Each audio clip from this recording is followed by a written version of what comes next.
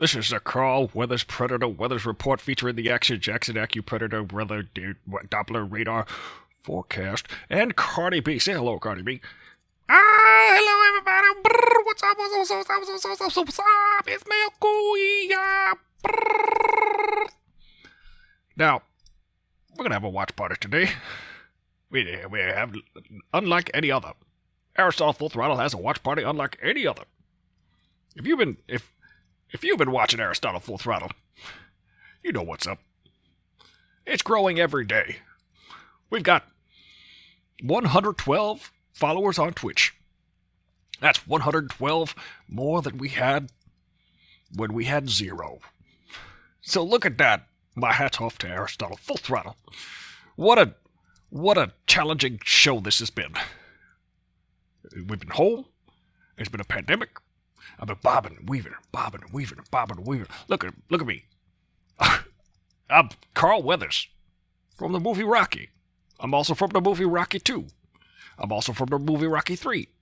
I'm also from the movie Rocky 4. I'm also in Rocky 5. But you gotta look out for me. I'm there. But I'm hiding. I'm in the shadows.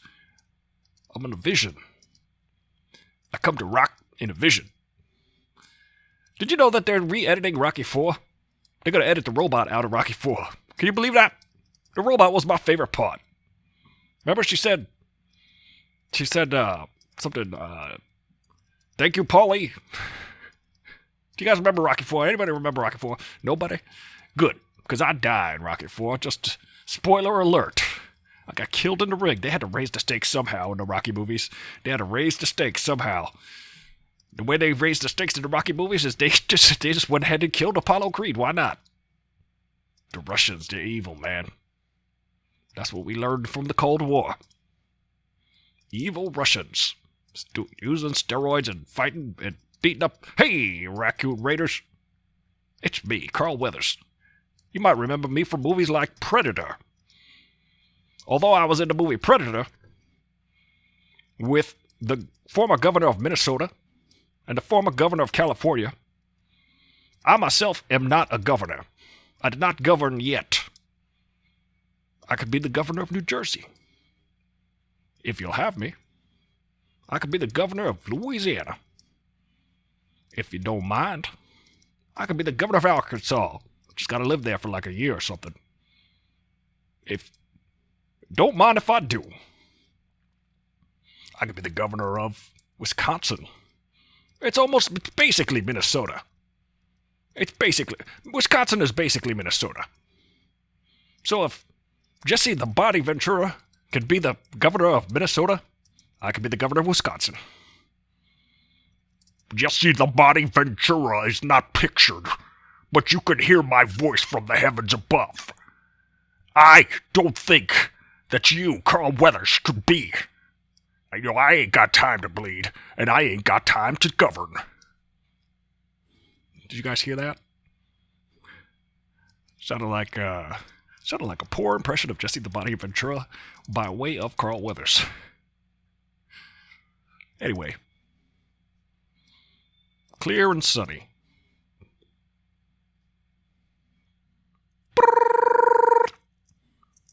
There's been the Carl Weathers Predator Weathers Report featuring the Action Jackson Predator Weathers Doppler Radar Forecast and Cardi B.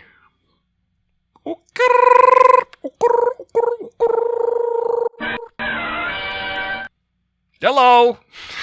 Hello, everybody. Welcome back to the Aristotle Full Throttle show. Oh my gosh! Everything is peaking. Oh my gosh, my glasses. They've grown wings. Glasses give you wings. Hello, Cosmo McBuds. Hello, Ricky Elliott. I fixed the Cosmo. If you want to go back to using green, I fixed the chroma key situation. We're watching Falcon and the Winter Soldier today here on Aristotle Full Throttle because it's Friday. Why not? Why not go ahead and watch the show together? I don't know what happens. Don't spoil it. It's okay, though. Hey, Raccoon Raiders. Aeon Alita. Why so close, Edge? I don't know. He sneaks up on you. You got Carl Weathers who can sneak up on you. He bobs and weaves. And all of a sudden, boom, he's right up in your face. It's crazy. You want to see something crazier? Look, I'm a baby. I don't even look... Oh, there you go. This is not disturbing. Hopefully you could watch this for the next 3 hours. The next 3 hours, this is going to be what's going to be on screen. I'm just kidding. That's terrifying. What's going on? Oh, look at me. I'm anime. You know my favorite part about anime is when, like, they do the thing where they're like, wah! And then the whole background is like, and they're like, wah! You know? It's to save on frames. It's to save on frames. But hey, you know who's here? Looks like Ange is here. Say, baby, I can destroy everything. But I'm not. What? But I can. Baby. Shut up and give us your money. Also, look at me. I'm a fairy. I'm an elf in the forest. I'm an elven. I'm a sprite. This is my character for D&D, by the way. I hope it's not too scary. Look at this. Oh, it's Jen. Jen. Look at these glasses. What? These glasses are just fire. You could literally say those glasses is fire, and you would not be lying. Who's excited to watch along with me? Because I geek out on this show. It's pretty good. It's getting kind of crazy. What we saw last week on Falcon and the Winter Soldier was disturbing. I was scared. I was wondering what the heck's going on. I was like, when will Nicolas Cage show up? Look. And I was like, he's gonna be the Ghost Rider.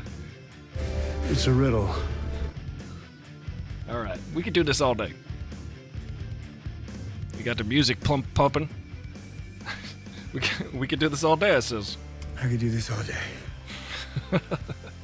It's not, so I should probably stop it while I'm ahead. Whoa, it's just scary. My face is a car stereo. What's happening? Look at me, I'm RoboCop.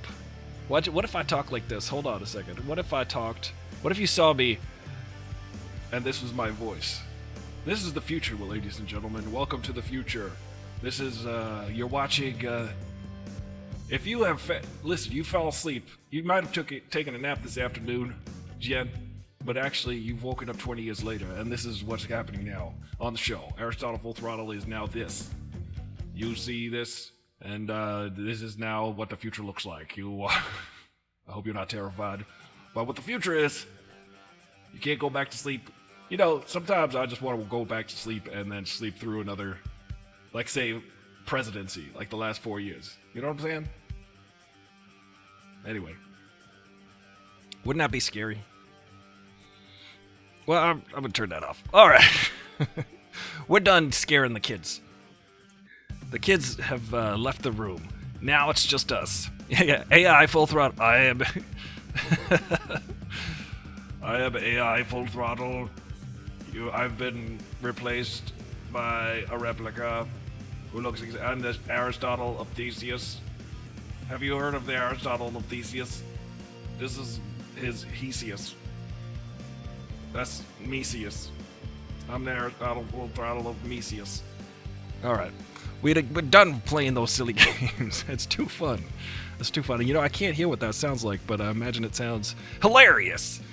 I can't wait to play some D&D, guys. I've been dreaming up some character. I'm dreaming up. I gotta figure out why my character wants to get rich, but they're gonna be evil. I mean, maybe they'll be evil. They're gonna be cunning. They're gonna have cunning. I remember learning that word cunning when I was a kid from watching Thundercats.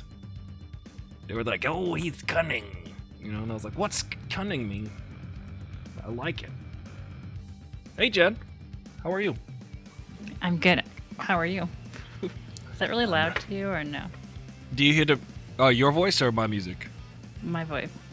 Your voice is not really loud to me. Okay. It looks. My child stole my headphones. What? So I'm wearing earbuds. Earbuds. Did you ever see Air Bud? I did, yeah. You did see Air Bud? Nah, this is a serious question. Serious question. The rules don't say a dog can't play, so why not? You know, here's an example of it. Here's an example of an argument that I would have with my brother, who will join us on Borderlands one of these days, I'm sure, if he decides he is in the mood to join us.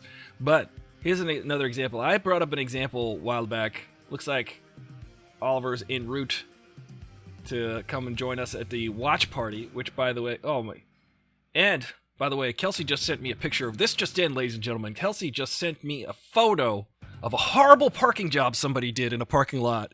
Ooh! I'm gonna drop that in the Discord right now. I'm gonna drop that in the show and tell in the Discord, so you can all see the horrible job that this person did. If you want to join the Discord, remember you can subscribe on Twitch.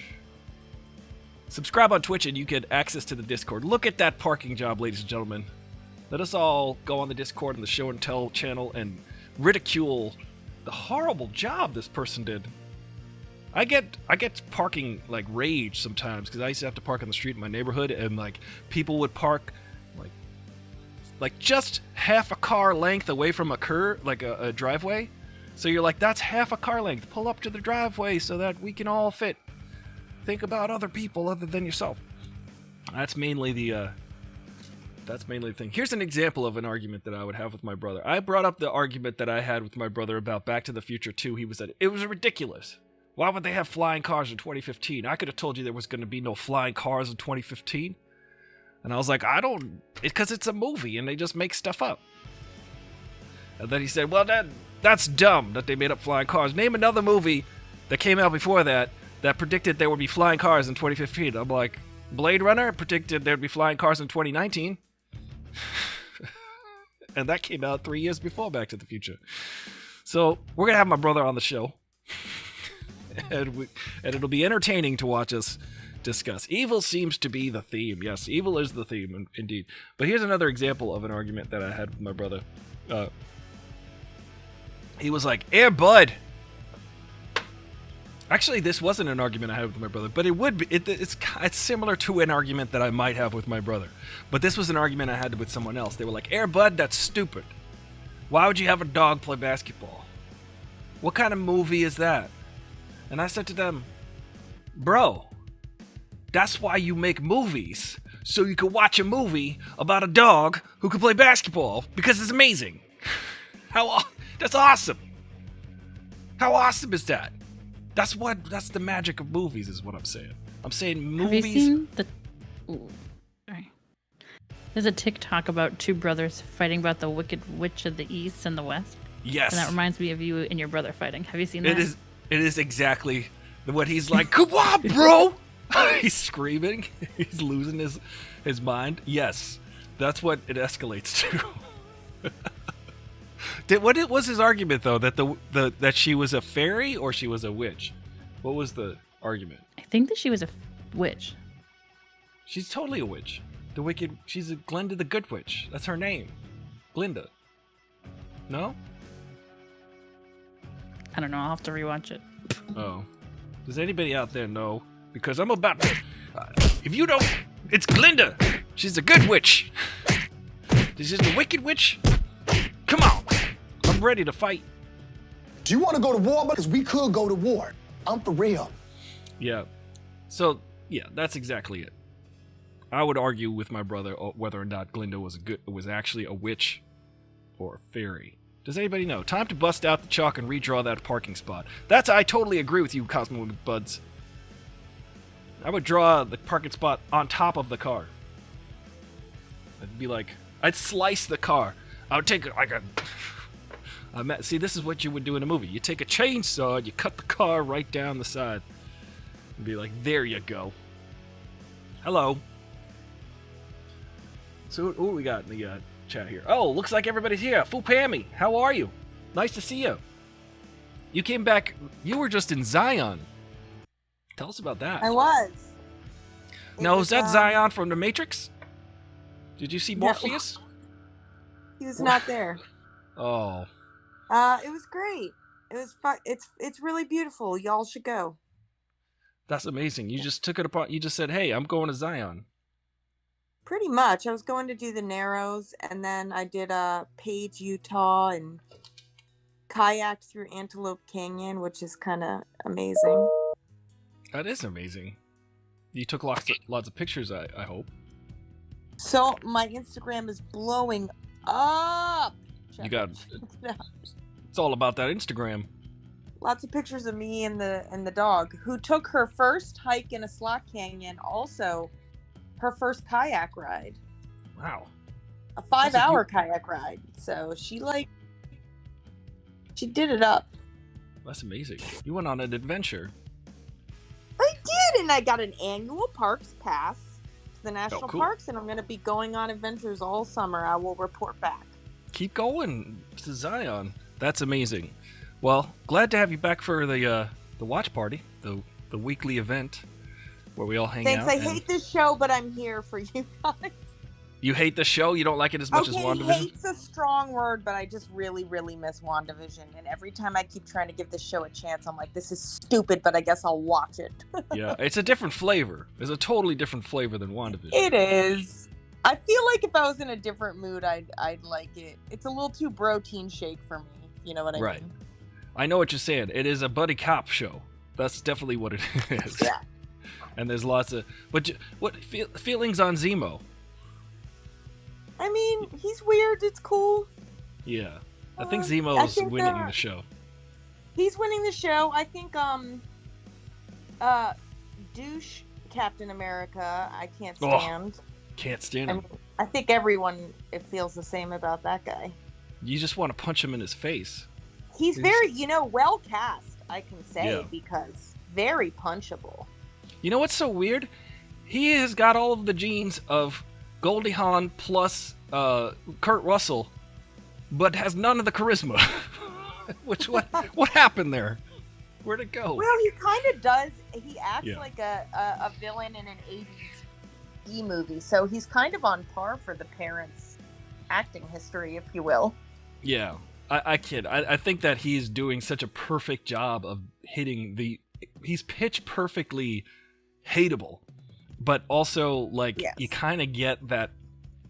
It's like that guy. You're like, I know this guy. He's so annoying. Yet he's not a bad guy, but he's super white too, and it's like it's a bad time to be as white as he is, and I mean that in the sense of he's super. He's too. I don't know. You know what I'm saying, and it's it makes me feel uncomfortable. Well, that was an interesting moment when the ladies, the bodyguards for Black Panther came and they whooped his butt, and they weren't even super soldiers. That was a really cool, an interesting meta moment where they were it's just America getting its butt whooped, this guy getting his butt whooped, him not even being, them not even being super soldiers. There was a lot of layers to that, which was interesting. There's a lot of layers there. A lot to unpack. So many. It is like an entire suitcase filled with. It's a whole suitcase. Yeah. So we got Pammy, we got O-Train, we got Jen in the watch party. If anybody else wants to join the watch party, the link is in the Discord. I like to call it. Our Discord is very harmonious. To play on the term. Disassemble and reassemble in the spot. That's a good idea, Cosmo McBuds. Let's all go free up that parking space.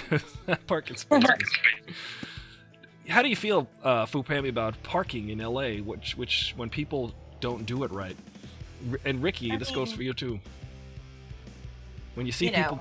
It's a special city to drive in. It takes a long while to get used to it, for sure. And,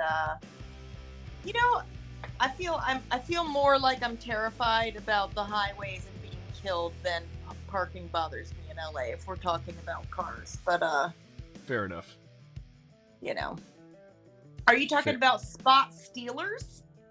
Well, people who just don't park good. I live in a neighborhood where you walk around and like I still to this day I finally got my parking space at my building, which I was on a 22-month waiting list, which took 24 months, which is I don't know how math works, but I'm pretty sure it doesn't work that way. And when I got the spot, I still will walk around the neighborhood going, look at this guy. Why did they park? Why they their end is out way too long? What are they doing? They need to get closer to the curb. Anyway, I still have like flashbacks from having to park on the street. Yeah, I will say the one thing that happens in LA a lot with parking on the street is that people keep abandoning cars in front of my house. It's like, Really? there for like a year, and then I'm reporting it, and there's like bees in it. It's just like, and then every once in a while the person will come to like tape cardboard to it, and I'll be like, can you just move this to the other side of the street? Like, it's literally right in front of my door. Oof. And then they'll get all weird. So that's a fun thing you get to deal with when you live in a major metropolitan city. Yeah. You could also, if you're bored one night, just firebomb it. All right, let's watch. Let's watch this episode. I think everybody's here, right? I think so. All right, I'm gonna pause the music. I am very interested in seeing what happens now that what's his face. Well, we saw what happened. We'll get the recap right now. Let me make sure that we can follow along with the counter, ladies and gentlemen, at home. I want to be honest, I thought last week was episode 5, so I'm kind of excited that there's 2 episodes left, because I thought there was 1 episode left. Oh, that is like a nice bonus to feel like, oh, yeah. That's like when you find like an extra cookie in the bag or something like that. You're like, oh. I definitely find M&Ms that I leave around the house by accident, and then I find them the next morning on the floor, and I'm like, sweet. Bonus. Score. Yeah. Well, also, what I'm really doing is I'm preventing my children from seeing them and eating them. So Yeah, you're like... It's really, I'm helping my kids out and being a good dad by eating garbage off the floor. And you're building your immune system. Exactly. You're protecting your children and protecting your immune system. Everyone knows that each vitamin M, I messed it up. Each M&M contains 100% of your RDA vitamin D. Exactly. The GRD. They would have been called D&Ds instead of M&Ms, but then they got sued by Dungeons and Dragons. Really? No, because they had vitamin D. Oh. I was thinking, I really fell for that. I thought that I was like, D&Ds. I'll be honest, my tone, I don't know how much sarcasm to put in my tone right now, so I kind of delivered that awkward. Sorry, dude. Well, I think Jen also has Jen's very sincere, but she often sounds sarcastic. Sorry. But also, Yep. That's true. My daughter, she says I sound sarcastic everything I say, but I'm genuine. Like, I love you so much. I can vouch. Let me have a discussion with you. You put the Your Jen mom's very in genuine. Jen also... I want to see the butthole cut. Give us the butthole. Jen has been quoted. Oh, God. Saying such things. All right. Well, Ollie? It's a riddle. 1 hour. This is a long one. Oh, it's Are a long these one. all been an I should pee, actually. I'm going to run and pee, and then I'm going to press play. But before I might be at the dog park for half of this. That's fair. My experts tell me it's a pyramid. Okay, I'll be right back. 1 second. I'll put the standby on. You all can talk amongst yourselves. I'll be right back.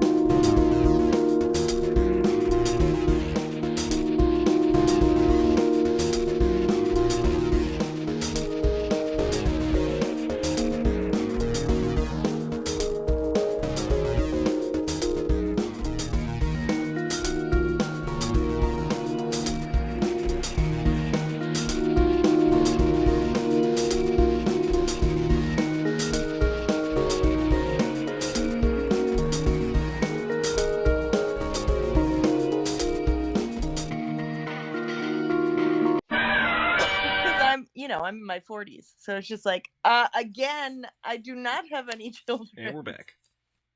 Sorry, Anyways, go ahead. I was telling a story about how the online driving test I'm taking all day because I got a speeding ticket in Arizona when in Zion. Oh, wow. To get Yeah. this point off, it keeps asking me a question to make sure I'm not a computer like every like 20 minutes. Computer. And it's like, are how many children do you have? And I keep having to answer, I do not have any children. Oh, and wow. it's breaking my spirit. Oh, It's like all day. I see what you're saying. Yeah. Anyways, I'm done with that story. Let's watch a show. I don't have any children. Let's watch a show. Okay, let's go, everybody. Sorry about the children.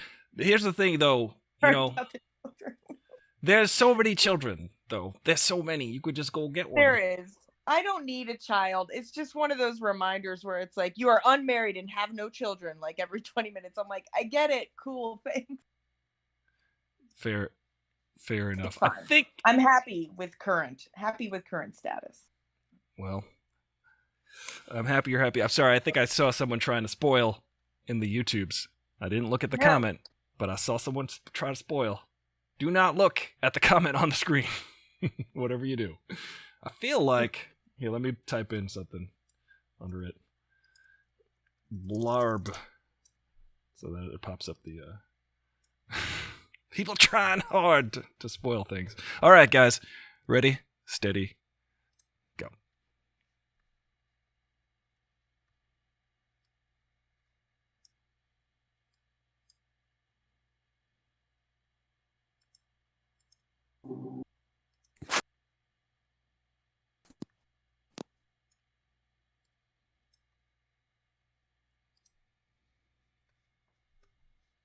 Uncle Sam. Meta. I mean, you know.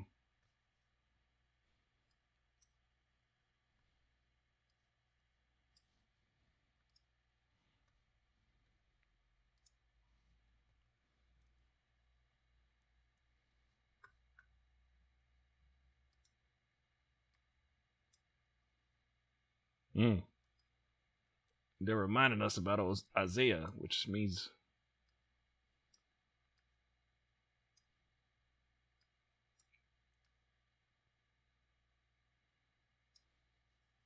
Uh-oh.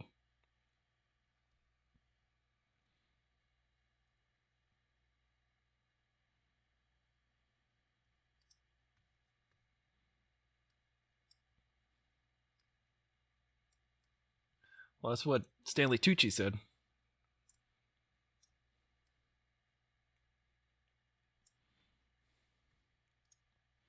Oh, who's that guy, Shaggy? Oh, man. Oof. Incredible shot.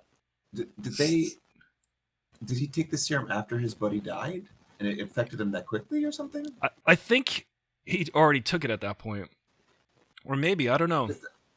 Because then they make it seem like his friend's death is what puts him over the edge, but then there's like no time for him to have like taken the serum and then gotten, I guess, unless he just did it and the thing that puts him over the edge is when he's defeated by the Dormelage. It's a comic book movie. I need the science explained perfectly.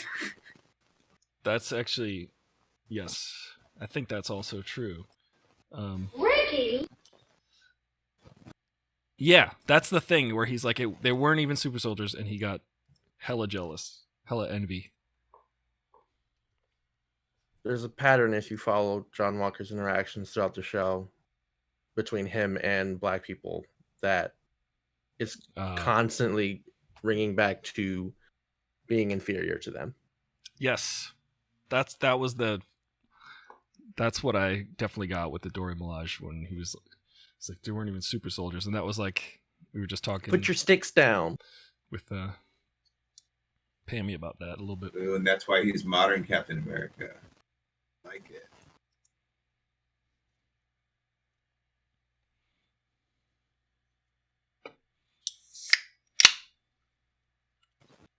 He's Captain America. He's crapped in America.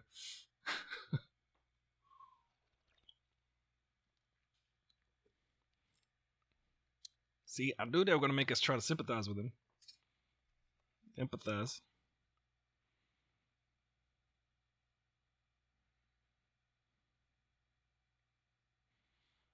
These shows are too layered.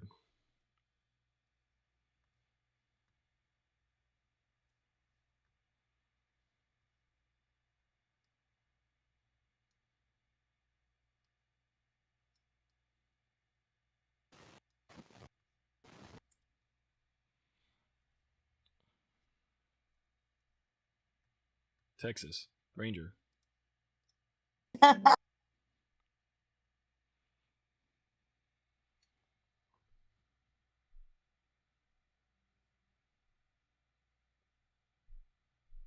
Hmm. Oh. Did he? Oh.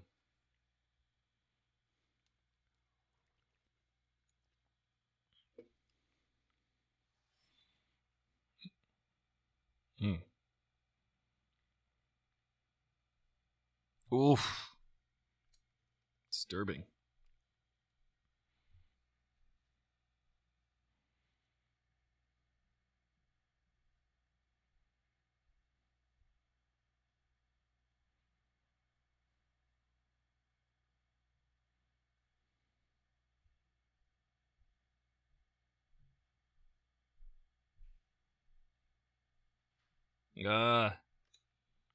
He's paranoid.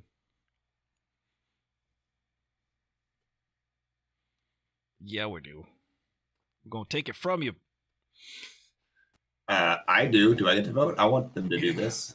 Yeah, they need to. They know what they gotta do.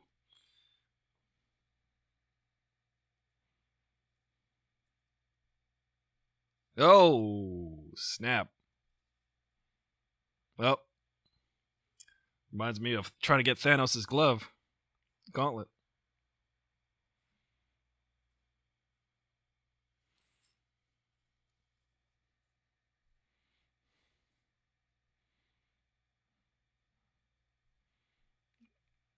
Strength. Oh, nice. What's the matter, Fupam? You don't love this? I want a headbutt. I want a headbutt in here, please. Get a headbutt going. Yeah. He's got the helmet on. I thought at one of these, America should just headbutt him. Yeah. Oof. I like that he's getting his ass kicked. Yeah, me too. He's got such a punchable everything.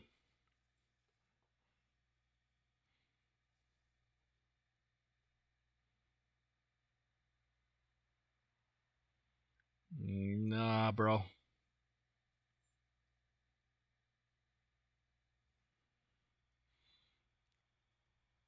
Whoa.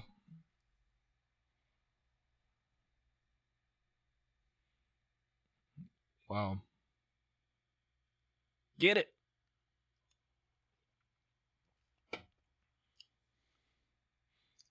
Oklahoma drill. That's a football reference. Ah. Is that what they did? When the ball drops, you gotta go get it? Kind of. It's like a practice drill. Hmm. Oh, no, look at him. He's frothing. Nah, bro. Oh, snap. No, you don't. No, you don't, you psycho.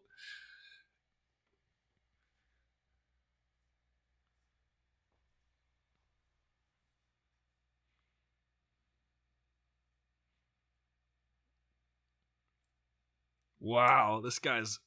I hate him.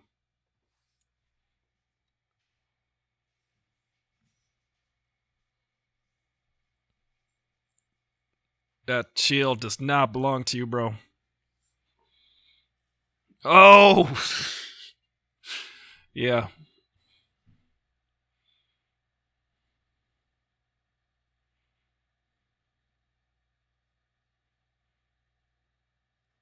Hmm.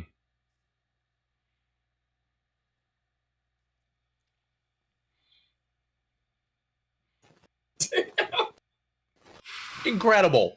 It was so good. Amazing. It was very so beautiful. Very Avengers in the forest with the fight between Thor. Yeah. The dynamics are completely different. It's great. Yeah. Oh, look at Bucky. Dang.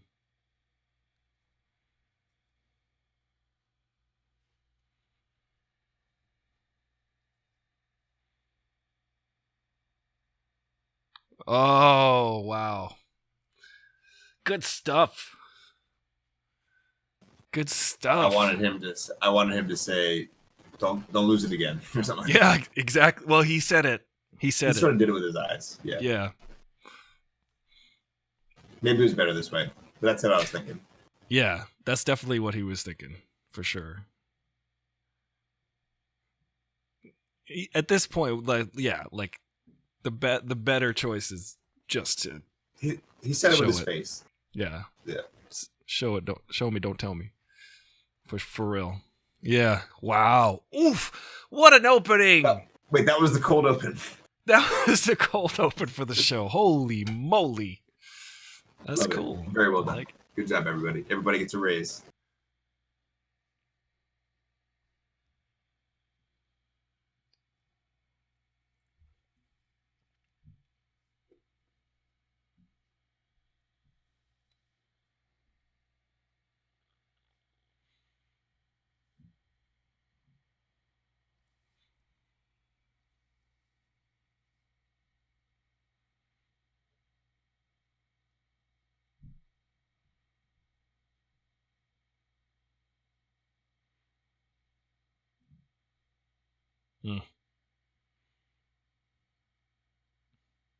For real.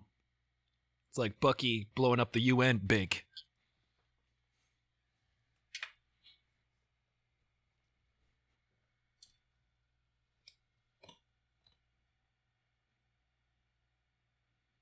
They got ripped off.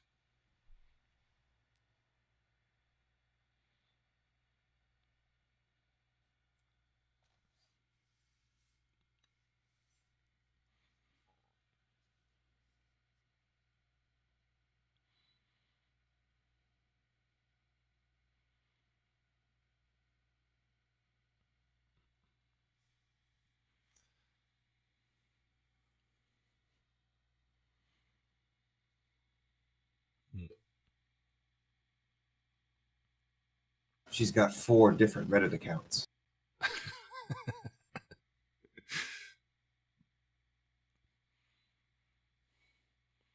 She's got like 30,000 followers on Instagram.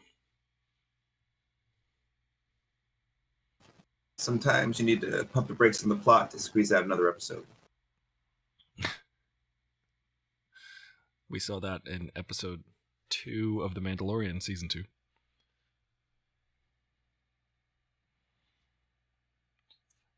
Keep him, I've got Red Bull.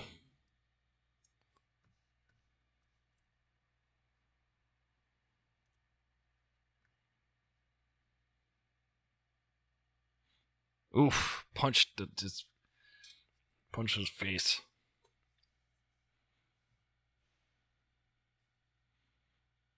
Yeah, boo.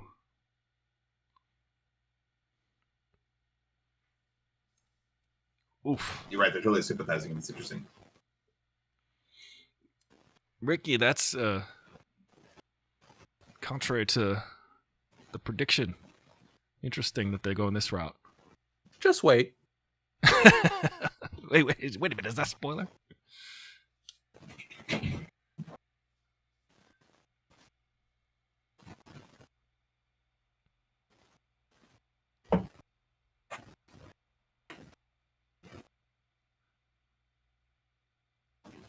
A little hot-headed.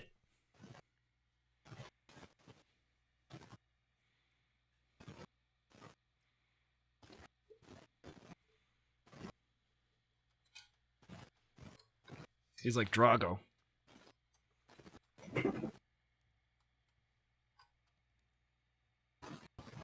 Keep on Drago.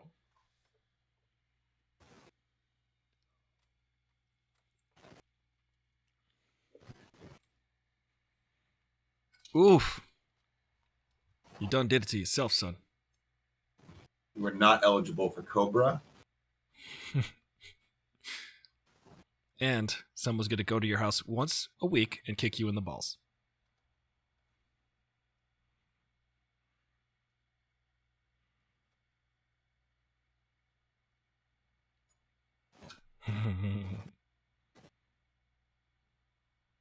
You've sullied. Suck it! Fool! Get out. Get lost. Go home. He's gonna be the Captain America villain. Who's that? Well, you're gonna be in the well. We'll Wait, discuss. who's this in the comic books? John Walker is U.S. agent, but he is Captain. He was Captain America for a minute. So.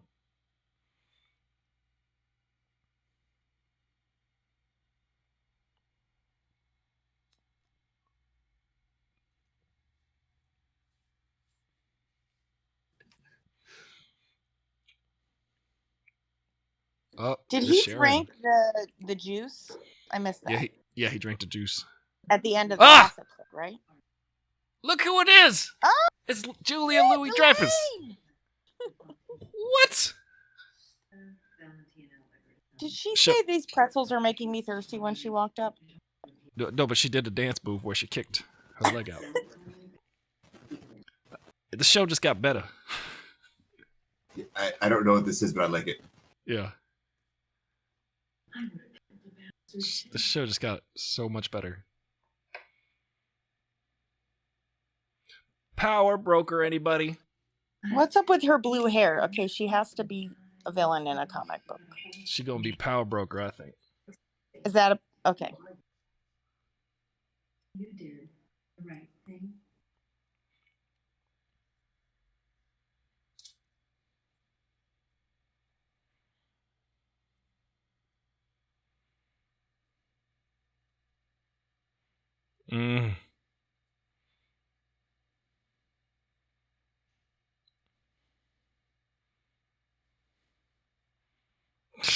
Julia Louis-Dreyfus, come on now.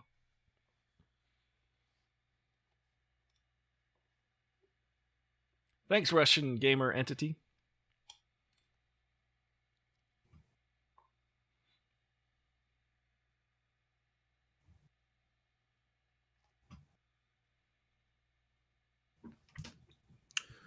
So he's gonna hire him, mercenary. The Contessa in the comics is Madam Hydra. That last name sort of sounds interesting. It's sort of an interesting moment because she was not supposed to be introduced here, which they revealed today. Now that we've finally seen this, she actually first was supposed to appear. What are you talking about? In Black Widow, so we will see her in 3 months. Oh, snap. Oh, interesting. They tied it in. So this was an Easter egg. Yeah, this was a continuation from that. Oh, yeah, because that was supposed. Yeah, that's been delayed. Interesting. Nice catch there. She has good psycho energy, like Lena Headey in Dread. Yeah.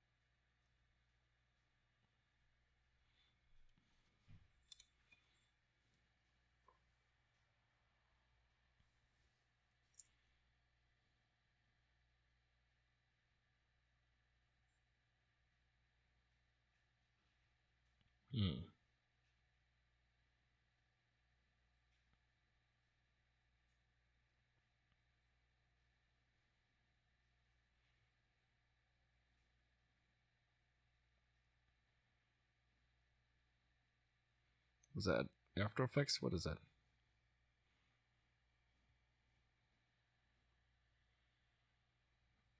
Zemo. You know what that was? That was Mount Zizmore. Thank you, Dr. Zizmore. Because it's Zemo and Rushmore. Zemo. This is the Zemo show spinoff. Uh-oh, he's got a gun.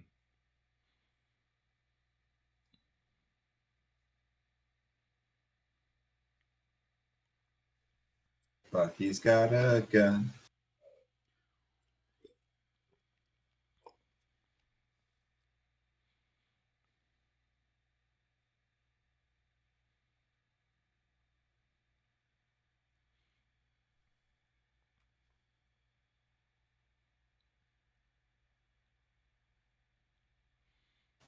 ADR.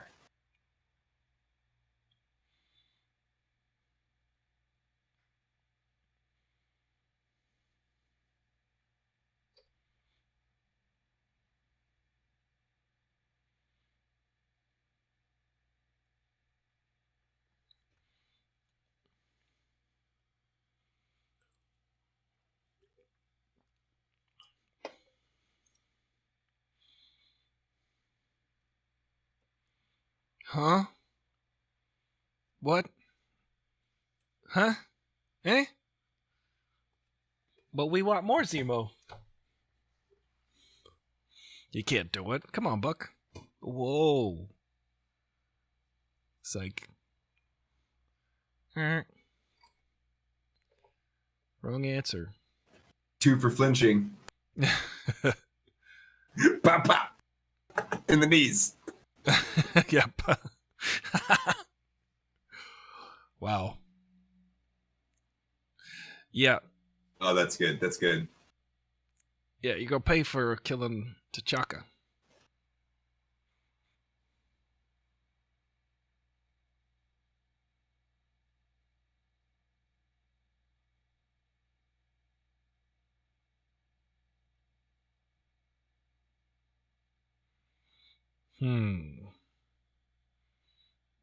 Ain't gonna kill no Marvel villain.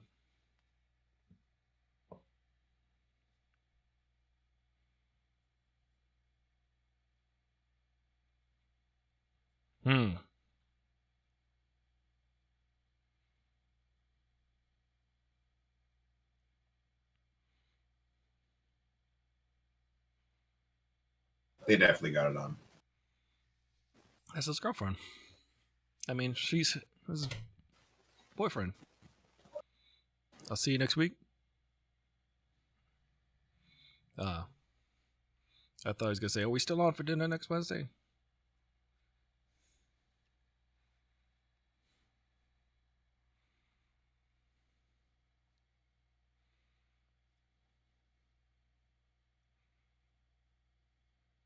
Yes, more Isaiah. He's gonna be playing dominoes with Steve Rogers. Watch.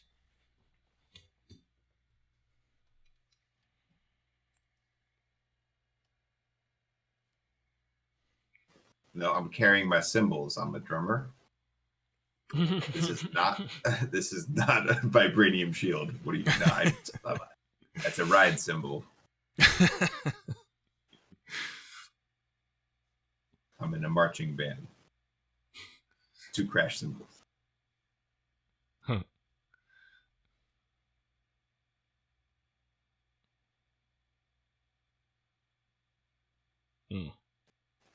Fuck yeah.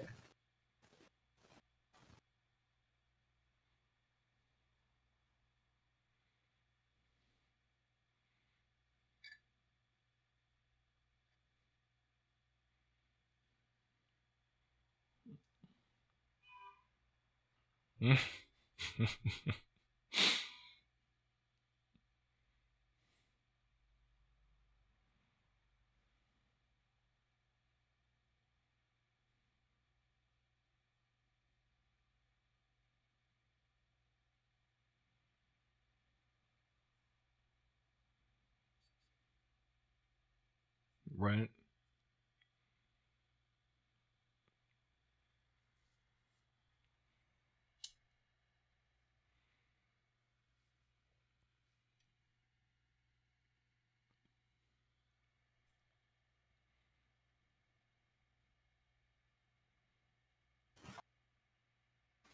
This conversation's perfectly meta. It's great. Yeah.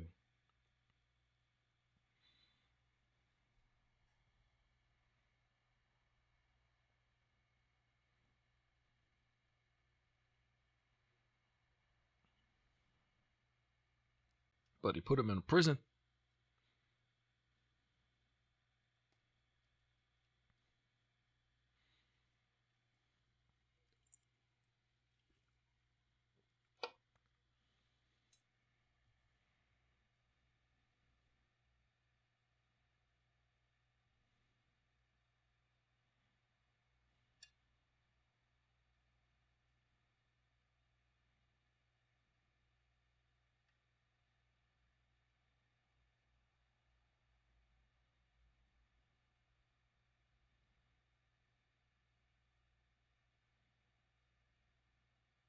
He's 106, right?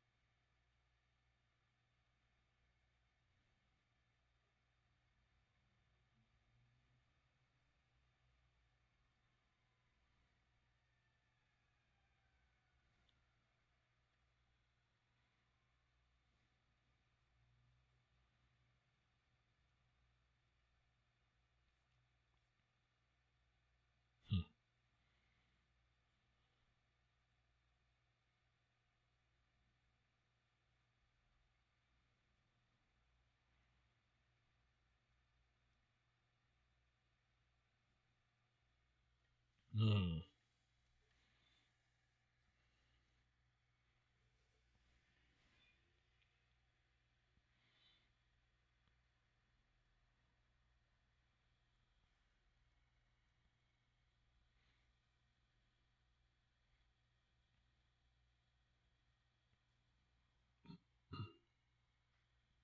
Hmm.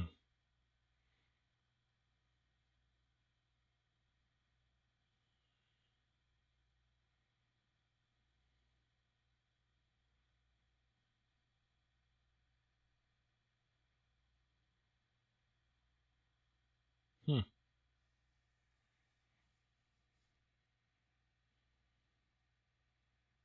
Who was that nurse? I wonder. Because isn't... Huh.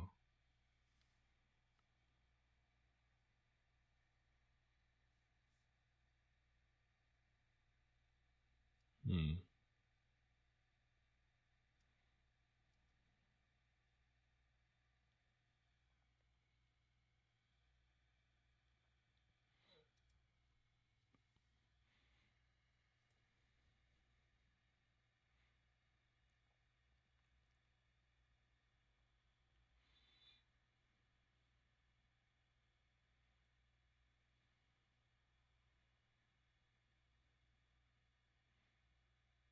Hmm.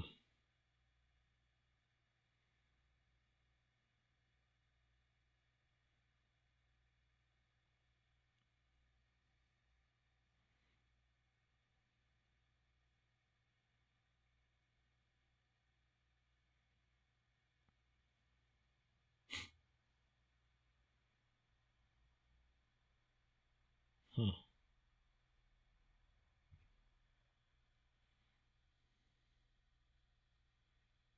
Oof.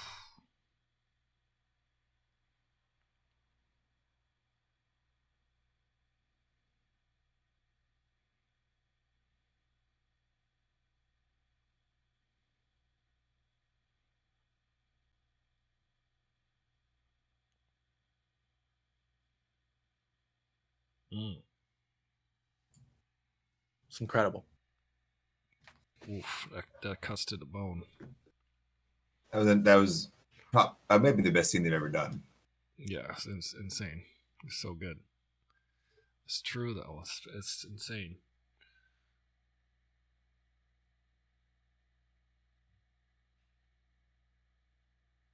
That's crazy. That had me tearing up last night. It was too much. Yeah. The scene was incredible. Oh, Yeah, shit, I gotta say, sorry. I'm not. I Come paused on, it by Eric, accident. I know. Dude. I had to get rid of a notification. I'm not a big. I mean, Anthony Mackie is fine. I'm not like I don't. He's fine. I don't like love or hate him or anything. But I thought in that scene he was a really good listener, and I noticed that he was because sometimes when he has to like lead the scene, he's like okay, but he listened extremely well. Was totally in the scene. It's great. Yeah, he's good. He's a good actor. Yeah. And yeah, that it's definitely was about telling that story and listening. Wow.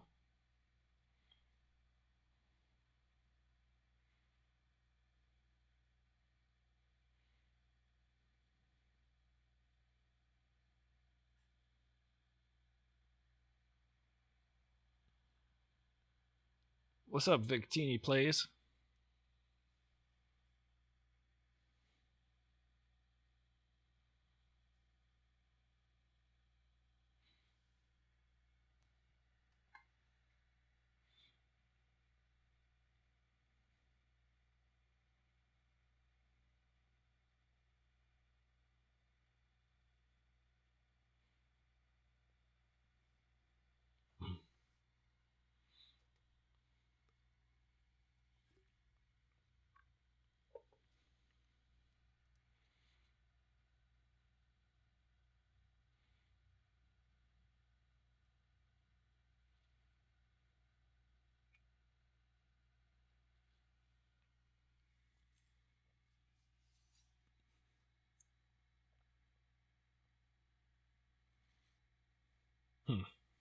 Yeah.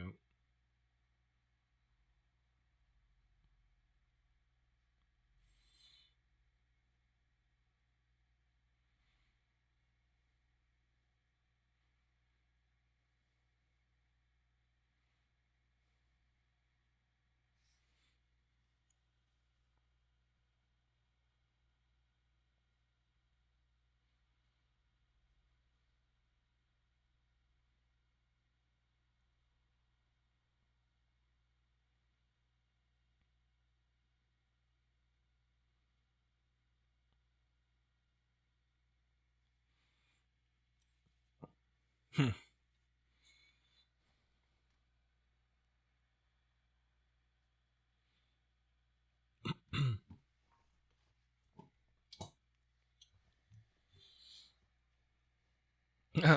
Yippee-ki-yay, Mr. Falcon.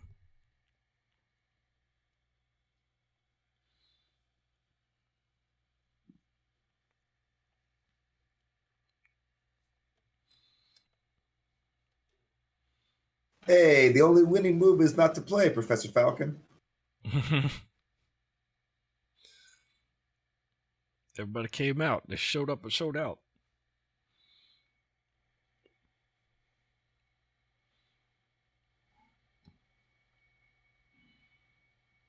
I wonder who these guys really are. I wonder if they're like...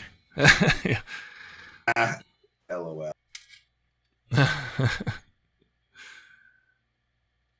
The White Wolf is here. Ooh, what's this? He got some His new wings. wings. Yeah, he got better wings this time. Were his old wings vibranium? His old wings are, I guess, U.S. made. Or Stark Tech, right? I don't even know. I mean, do we trust Wakandan tech? Hi, I'm stronger. Yeah, it's going to be definitely vibranium and better. More advanced. That's cool. He gets an upgrade.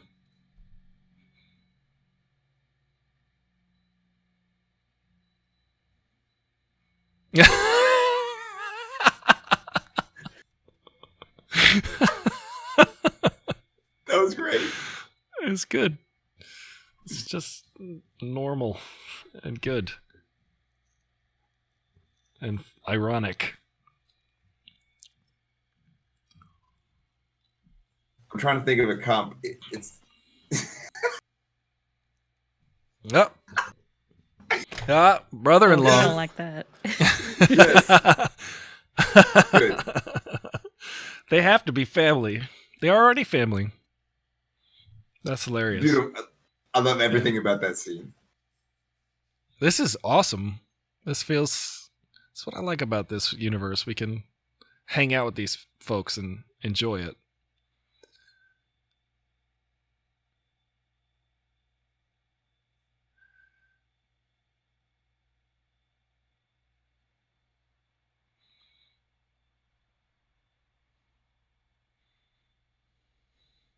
Yep, knife stuff.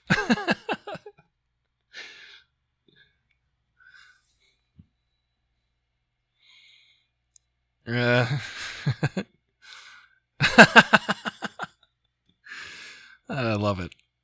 Just eating it up.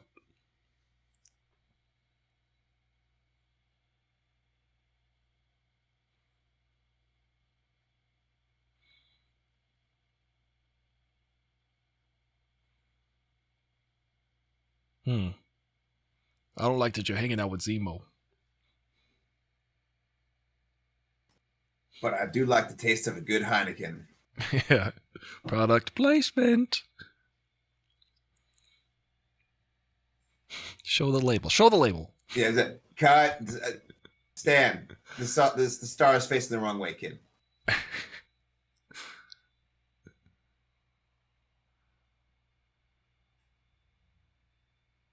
ADR.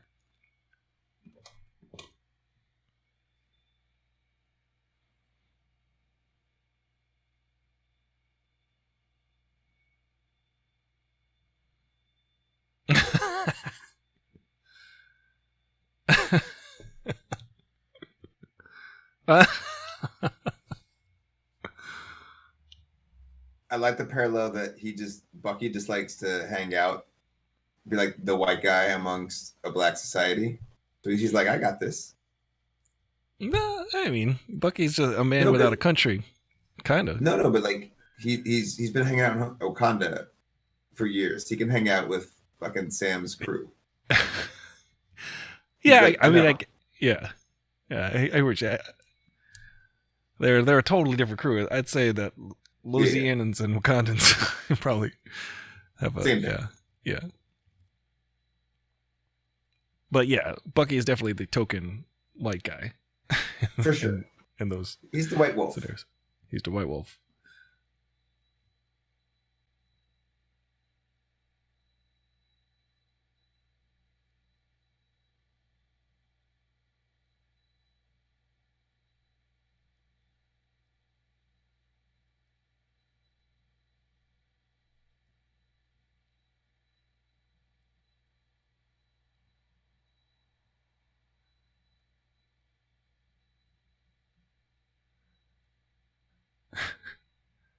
Sorry.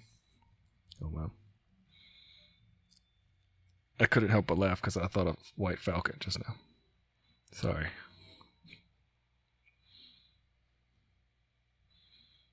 That's got to be next episode.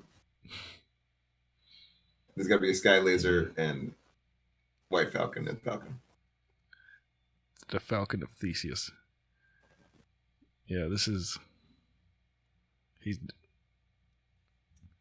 yeah, you better be.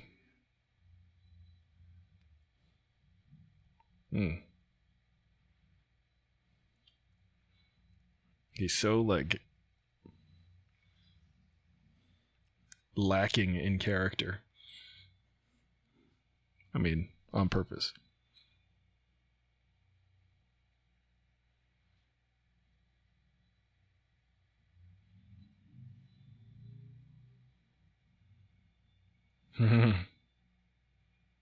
Punch a hole through the bricks. Oh, he's down. He's down for the count. Who is she? I have a job for you.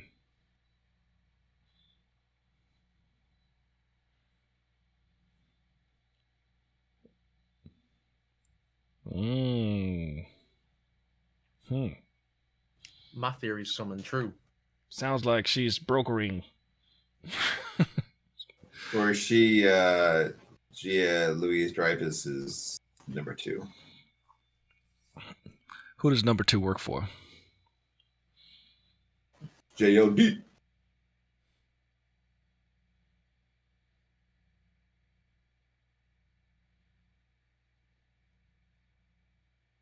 He likes the feeling of belonging, family.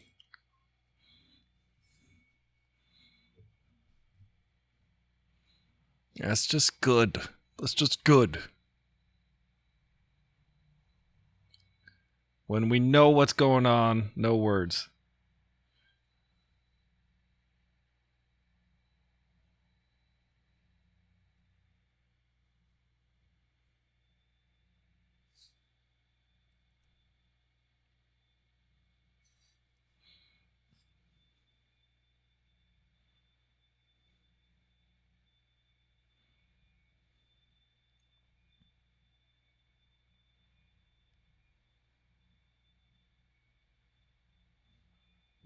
I like that they're showing the contrast of super soldier and non-super soldier. And he's still got the will to want to fix things, but clearly Bucky can do it quicker and easier. And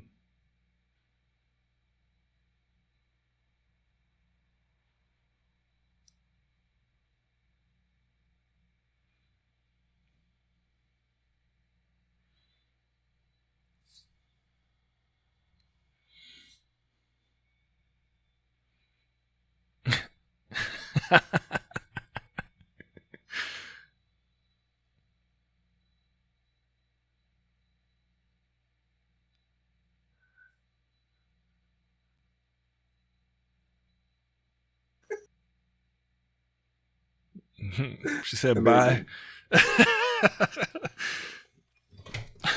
Cell said, "I don't go up in the sky. I teach you how to barrel roll." It's incredible.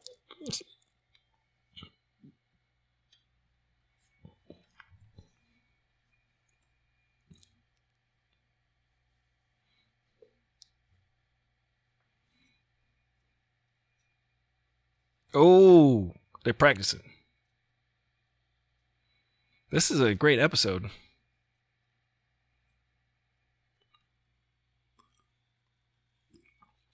It's a meal.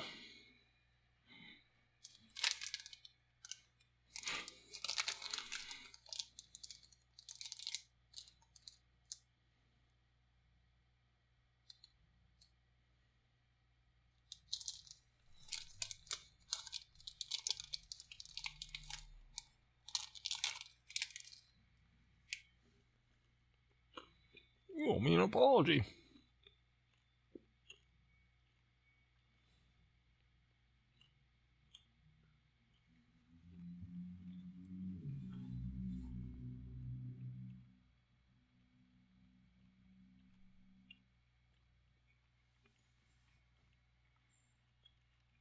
Yep.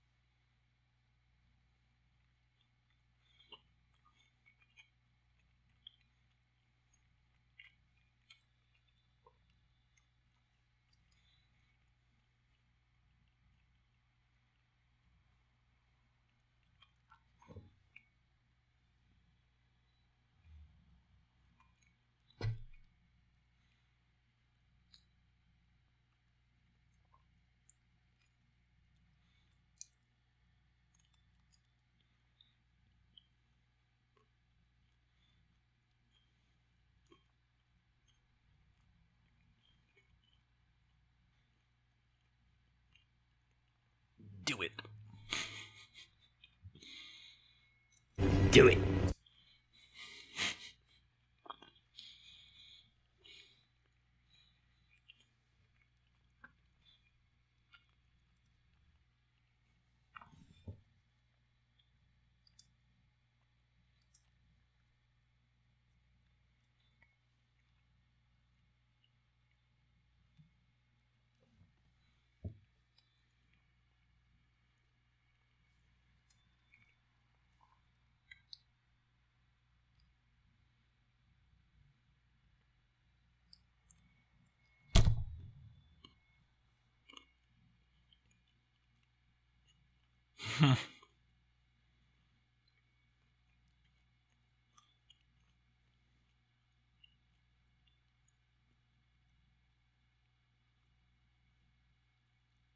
That's the new Predator handshake.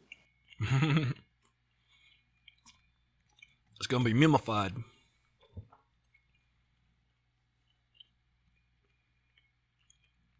They're brothers.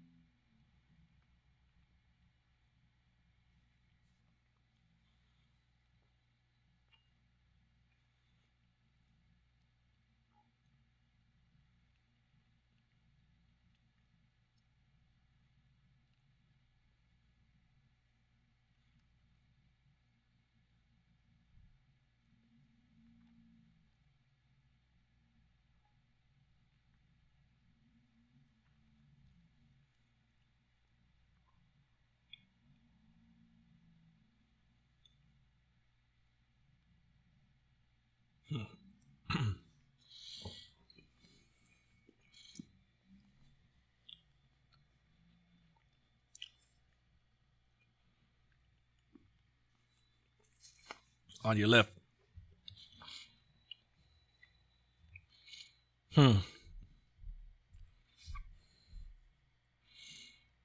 Oh, watch out.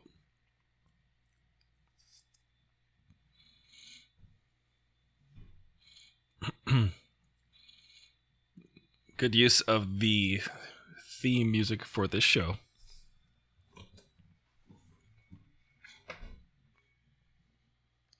I like it's got that southern twang to it.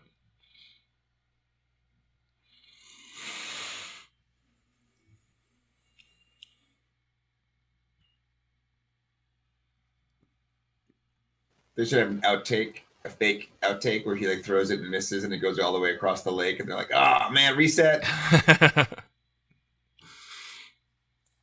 This is so rocky, this episode. I'm glad Carl Weathers started us off. Look at this. That's not a stun double at all, I promise you. Nice. Dang.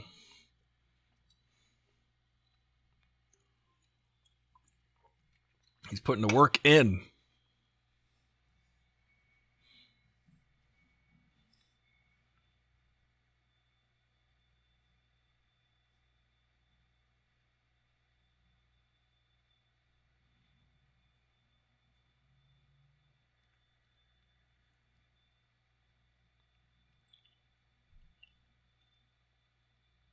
Oh, this dude. What's this character's name again? It's Pierre.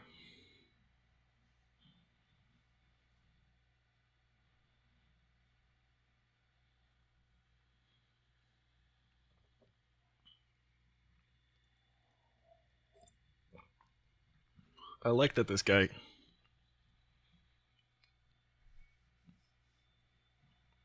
Nice. You may recall Sharon was talking to a guy speaking French on the phone earlier. Ah.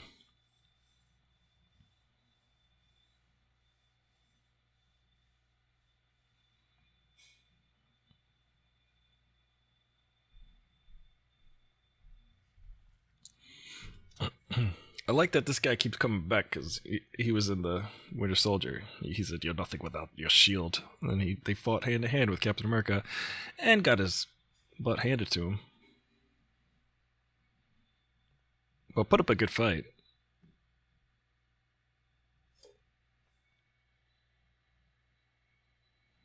Where's that, New York?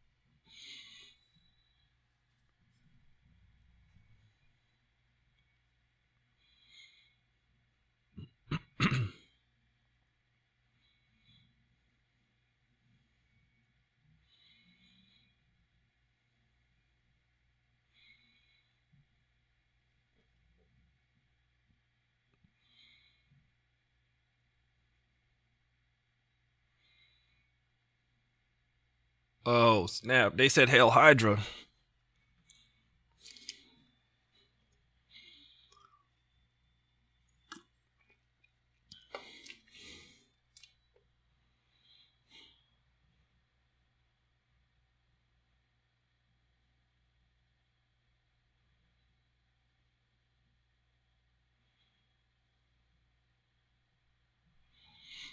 This button turns from red to blue.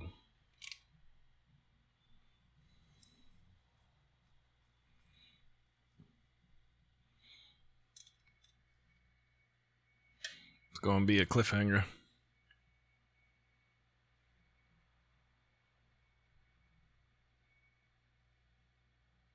Yeah, it is. We don't get to see the wings. Yeah, they're making you wait till next week. Are you kidding me? Yeah. This was, yeah, the 1-2 punch of the finale. They're like all set up and then, yeah. Although I feel like I don't know how I feel about that. I thought the CEO who was standing up at the last minute as they zoomed in with the red light, I swore he was going to get popped in the head as soon as he stood up. I was going to be like, "Oh my god!" Right. But then but it's like, which would have been cool, but also it's Marvel, so they're not going to do that. Yeah.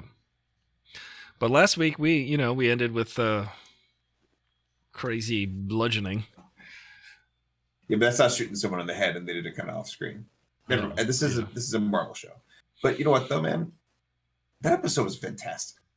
It's a really good episode. A lot of stuff happened. I think that's the best episode of the season. I think pretty so. easily. This is my new favorite one. Yeah, I mean, I wanted more Isaiah, and we got more Isaiah, so that was something I definitely wanted to see. And I thought they handled all of that with grace. I really did, because it's really easy to do that condescendingly or cheaply, and they really got into it honestly. It was good. Yeah, there was an honesty there, and there's like a deep, real feeling of that.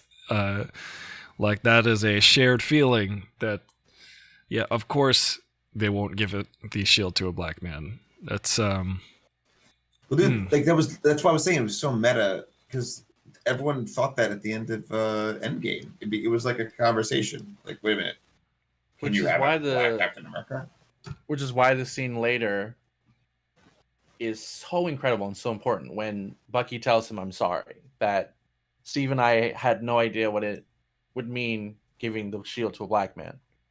Yeah. You know, that's where the show sort of started off with them. Like, he can't believe Sam would give it away. Yeah. Yeah. And there's a lot going. Oh, here we go. Oh, yeah. What is he? Iron Man's? You owe me a Coca-Cola beverage. He's becoming a U.S. agent right now. No, he's making his own shield? That shield made of aluminum. Yeah, I don't know if it's going to hold up, man. Yeah, it's going to get all scratched up. You don't know what you're doing, dude. He's psycho. He's like, for real. He's like, I'm Captain America. He's like, Do you want to go to war? Because we could go to war. I'm for real. Yeah. That was good, man. I mean, I didn't need that singer, but whatever, it's fine. But that was a very Iron Man move moment also, which was interesting. Oh, yeah. John Walker made the shield in a cave with a box of scraps. Now I need you to make me one. Not John Walker. Yeah. I need you to make me one out of this oatmeal cream pie. Go. We're spending a lot of money on this. $23. I put an icing star on top of your oatmeal cream pie, and this will now be your Captain America shield. I find it interesting that they really are doing these callbacks constantly throughout these movies. I mean, even in Endgame or Infinity War, when Thanos puts his hand on Tony's head, you could actually A/B it from when Thaddeus or whatever, what's the guy's name? The bad guy in the first Iron Man, played by the dude Jeff Bridges. When he puts his hand on Tony's head, and that it's the same shot, and it's a callback inside the same universe. It's very deliberate to show John Walker building the shield like that. Interesting. They're just playing off their own imagery and mythology that they've created. They're doing meta on their own stuff. Yeah, it's cool. It's thematic. Yeah, no, I didn't dislike it felt style, tone wise, it felt tacked on. Yeah. But I thought it was it was a good shot though. That was a great episode, just a great conversation. The guy playing Isaiah is out of this world, man. I thought part of me was like, am I watching a documentary? My brain was confused at one point because it was like he was that legit. Yeah, he's really good. I like that guy. He's very powerful. I felt bad. This is just a production note. I felt bad that he was out of focus for his close-up for a part of it.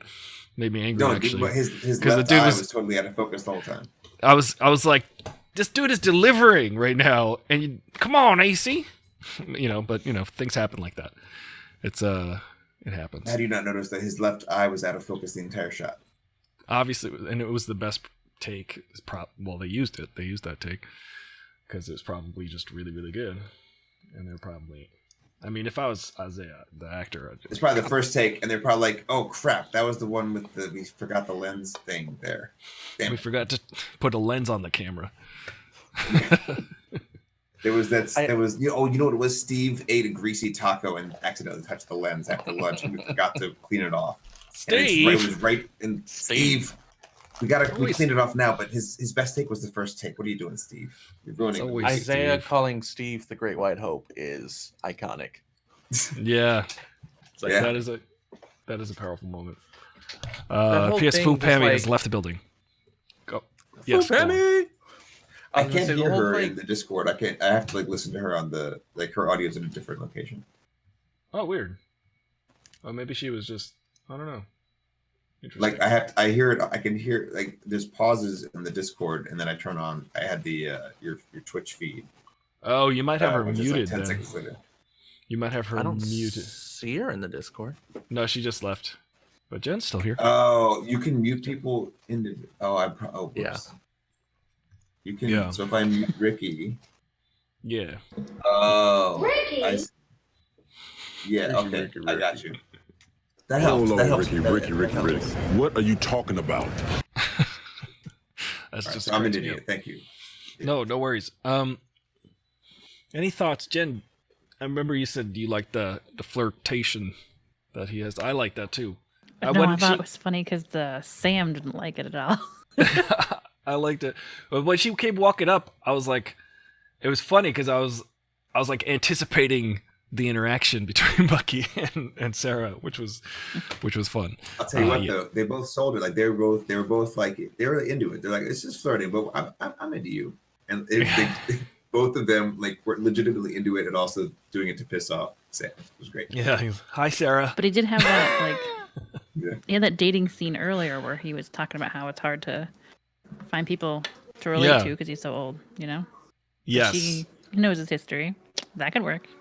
That's exactly it. I think that's the interesting thing. I feel like there were a couple moments throughout the show where, he's very alone, but then he's got the sense of family, obviously now, with being around all of Sam's family, which is cool.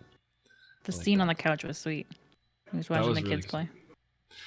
Yeah, and just the little moments too, where Bucky sees the shield peeking out of the case, and then he kind of goes back into his head again, and it's just so cool. Those little moments, or that fight, the opening scene. Come on now. Good heavens, that fight was incredible. I just Bucky dropping the shield next to Sam and just being and then walking away. It was good. Good stuff. It's definitely a callback to the Bucky Cap Iron Man fight where Cap does that that's where that lifting the shield over the head and coming down is from. Oh yes, that's right. The whole thing is just wonderful callback to that. Yeah, because Steve lifts the shield up over his head to deliver the final blow of that fight, but puts it into the arc reactor and shuts down Tony's suit and doesn't kill Tony. That is So then when John Walker does it, he delivers the killing blow, which is just wrong. It's just that wrong. Fight was also about sort of the shield, Tony being that shield doesn't belong to you. That's my father's shield. And Cap being true, and he's just a true dude, so he drops it and keeps walking with his friend, and he decides to obviously what matters more to him is his friendship with Bucky, which is And it's powerful. Cool Bucky's in both of those fights, but the other characters are completely different. Yeah. Like Sam and John Walker are totally different than Steve and Tony Stark, but Bucky's the same in both. It's interesting, but he's also. It's cool that they do it right. It's so incredible now that we're sort of following this crazy winding story of Bucky, because I do think he's been sort of underutilized in a lot of ways, because he's just sort of this brooding figure throughout all of the movies, and now we're like really getting to know him as a character. I just think, you know, he was always a cool, brooding, shadowy figure that we always wanted to know more about, and now we get to know more about him, which is cool. He was less broody this episode, for sure. What was that? He smiled. Yeah. He was less brooding. He smiled. Yeah. This episode. Yeah. I think it was because of that feeling of belonging or home or family, which he's a man without a country and without anything. You know? Yeah, it's hard to do that, especially in this show too, because it would be so easy for them to make it unbalanced and it be so much about like this guy who's super strong and has a metal arm. Like Sam is the one person that we spend so much time with that just doesn't have anything extra going on. You know, Yeah. It's just like, I mean, we spend 20 minutes in this episode with him and his family, just like fixing a boat. It's like a barn raising scene. So like it's definitely a hard line to walk between like trying to tell Sam's story and Bucky's without Bucky being the star of it, because he on the surface seems more interesting, but Sam is the more relatable one. Yeah. But dude, this is what I was thinking about during this. I think this episode sold to me so well, which is like the reason Steve picked Sam to be his successor was the same reason that the German doctor picked Steve to be the experiment guy, because he knew that his heart was right. And that he, even if he was outmatched physically, like Sam is with every other supercharged person in the show, he's going to work harder than anyone else because he's like the right dude for the job. He's got the heart right. I think that's truly, again, like that's the message, is that Sam, as a black man, is going to have to work way harder than anyone else, than John Walker, who doesn't deserve it, who got it handed to him. You know, that's like the meta. I think that's what I'm getting out of it, like that. And the other, like, if you're a black part man of that in America, is you're gonna like have to work 10 times harder. Yeah, and part of that is also how, which is super realistic, is just how much Sam, as this sort of 21st century black man, isn't resentful, isn't demanding things of people. Like the entire series so far, he's sort of waited out Bucky's stubbornness. Like he's not not mad that him and Cap have like given the shield, or like that they don't understand it, because he's used to that, you know. And that's just sort of like the way you carry yourself with that. Like you're just sort of used to this way of life, and so, you know, he's not pushing him all the time. Like it felt great when near the end when they had that scene, he's like, "You ready for some tough love?" Because it's just like, yeah, he has just been waiting. Like he knows what he'd say to him, but he's just waiting for Bucky to come to these realizations on his own, because it's the only way it'll stick. That's true. Yeah, which is like another. The show just handled all that stuff very, very well. So it's a combination of like good writing and execution. They handled it really well. So good. Yeah. And like when Bucky sees his nephews playing with the shield, that's super interesting as a moment when you think about the context. When you think about that in context, coming after the last episode, the last thing we saw that like the world saw was that shield covered in blood, killing someone in broad daylight. And yet here are these kids playing with it when it's clean and stuff, and it's just like it still means something to them, and it means something to like black kids, and he sort of sees that. Like it's just this unspoken moment that's really interesting, that like it still means something to people, and Bucky sees that, and he knows Sam is the person to continue it, to do the right thing with it. Right. Yeah. It's crazy to see Sam go through this trying to accept that he's worthy of the shield. That's like the whole arc. Yeah. And it's cool that he's doing his due diligence, in the sense that he's going to hang with Isaiah, and he's working hard at trying to earn it. And I mean, yeah. Well, I would say that's the callback to the first Avenger, like Captain America: The First Avenger. Like he was the scrawny kid who made the experiment, and, like jumped on the bomb, like passed all the tests because he was the worthy one. It's like it's very interesting to see that they recreated that dynamic in completely different contexts. With Sam like proving his like earnest goodwill. And it's not to say that John Walker didn't work hard to try to get the shield too. Like he worked hard, right? But he just like, automatically assumes that he's deserving of it. Yeah, he boiled it into entitlement. He's like, yes, you made me. I did what you told me to do, which is wonderful and very real. It is so real. It's like, obviously it belongs to me before anyone else. Yeah. I mean, he keeps doing this thing too when he like talks to people where he just keeps saying, I'm Captain America. And like, I think about like Steve. Steve never does that. Steve talks to everyone as I'm Steve. I'm Steve Rogers. Exactly. And he's like, I am Captain America. He's been lost it since he was given the title. Yeah. He doesn't understand the title fundamentally because he's wearing it like a title. Like he's got the hubris, which Steve doesn't have. When Steve dropped a what do you call it thing on Spider-Man's head, he's like, hey kid, where you from? He's like, Queens. He's like, Brooklyn. And then he goes to keep fighting. It's like that's Steve Rogers. That movie's good. That movie's good and fun and has so many good moments.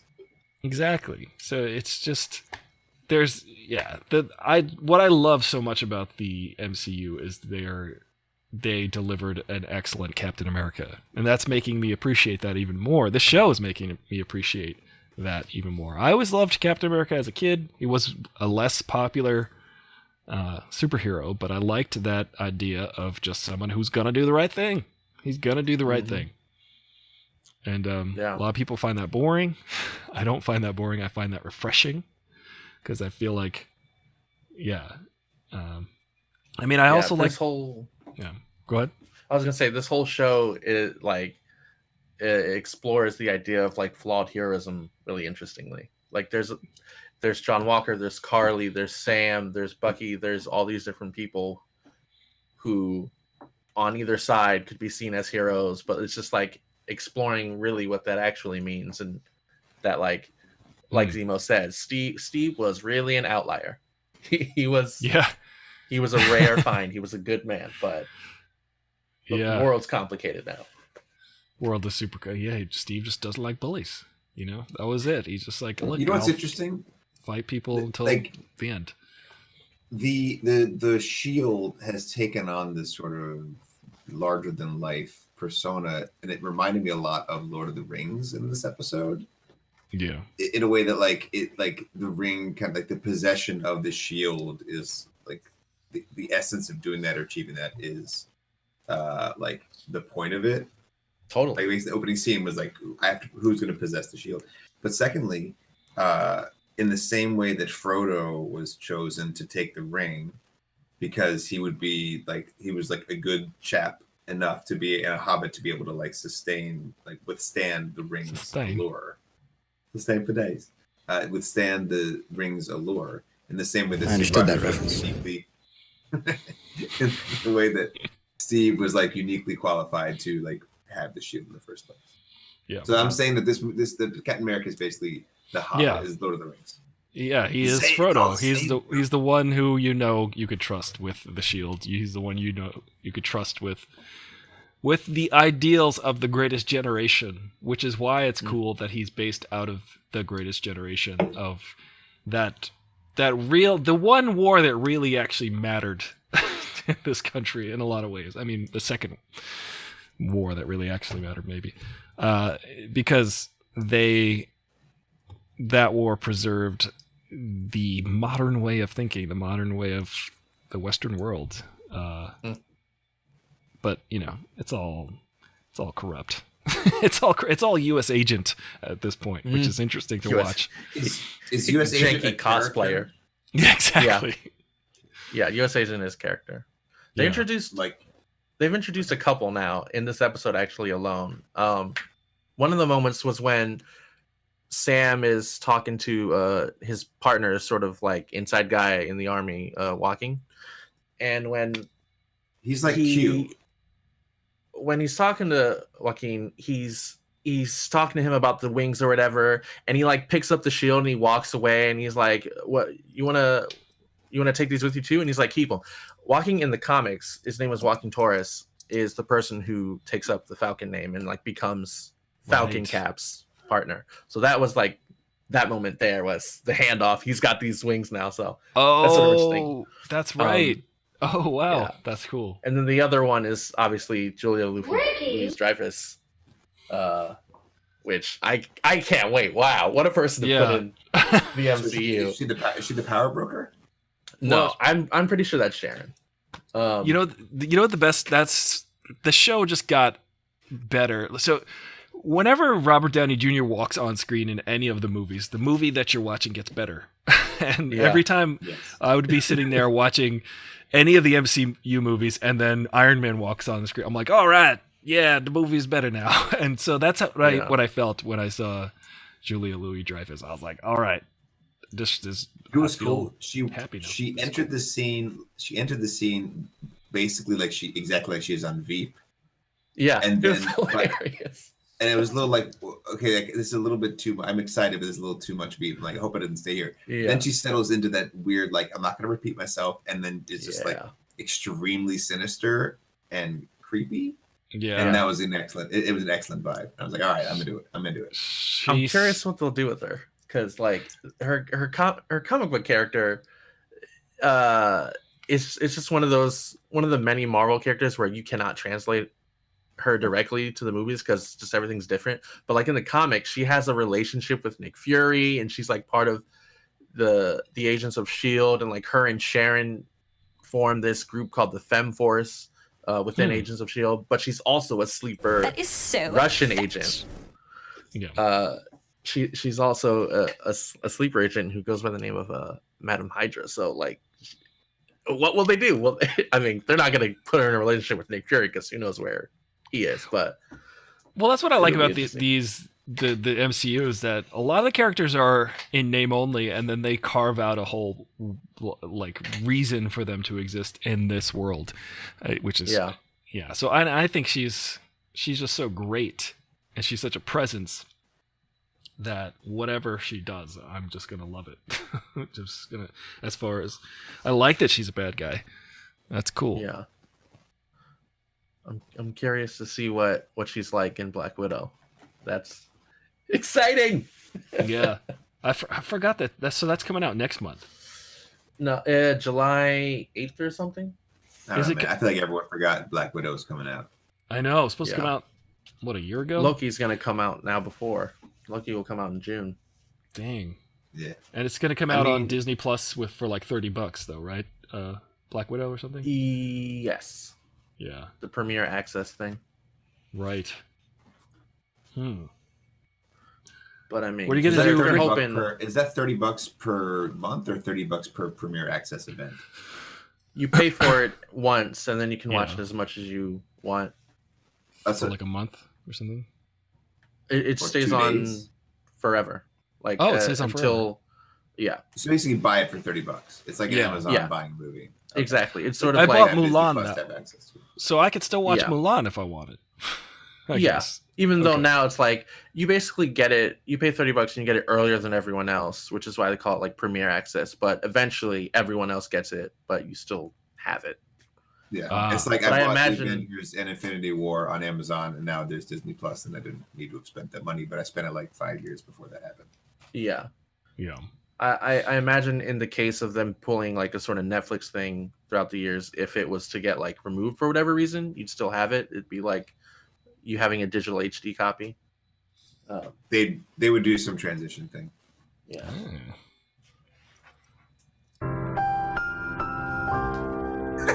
Exactly. More you know. And knowing is half the battle. I spliced those.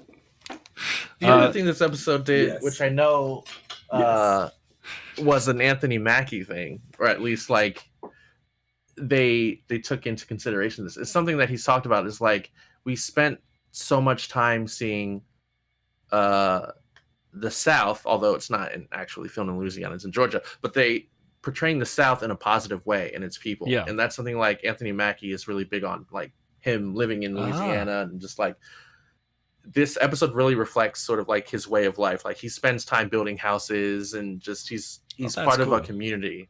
Yeah. And so it was great to see that sort of be a part of his character and mirror his real world life like that. I thought that was really neat. And I love that real sorry, I'm just writing this.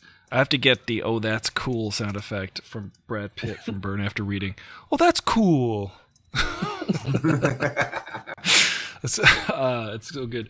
Yeah, I liked that you could feel Louisiana in this episode, and the music was good, and I like that it's baked into the theme for Falcon, that sort of southern rock, which is cool. Yeah, Anthony Mackie's good. I mean, he's a good actor, and it's cool to see him in that scene with Isaiah. That was powerful. Yeah, that opening fight scene was what we needed after seeing the ending. Open, man. After that ending last week, we were like, dude, we're gonna take that shield away from you now. Like that is obviously the next step after that happens. So yeah, this is why you can't have nice things, bro. Exactly. Take that. Okay, so is Steve dead? Because I said this last week, and it's like this week, Sam said to Bucky, "Steve's gone." I'm like, okay, so he's dead. We just never got to see this happen. Like, did he say Steve's gone? Maybe Steve's just gone. He's just not like, here anymore. Man, Steve's gone. It's so confusing. They're being so like oddly gray about it. Well, the other 3 episodes ago, they were like, "Steve's on. Is it true that Steve is on the moon?" And he's like, "I can't confirm nor deny that," or something.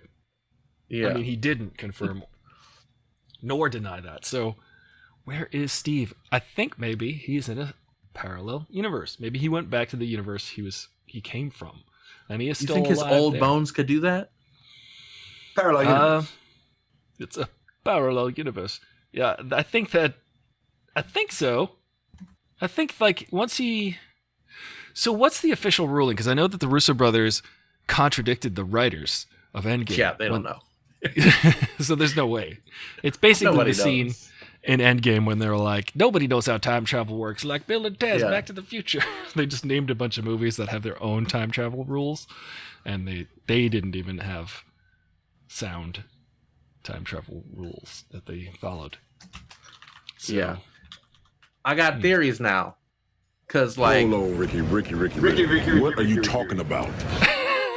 I got theories. This is it. We got 1 episode left. Guess where it's happening? We're going to New York. Oh, New York. I'm sure no other Avengers will show up because none of them are New York. None of them are 25 minutes north of New York. No. Yeah. Interesting, because they're in... Wait.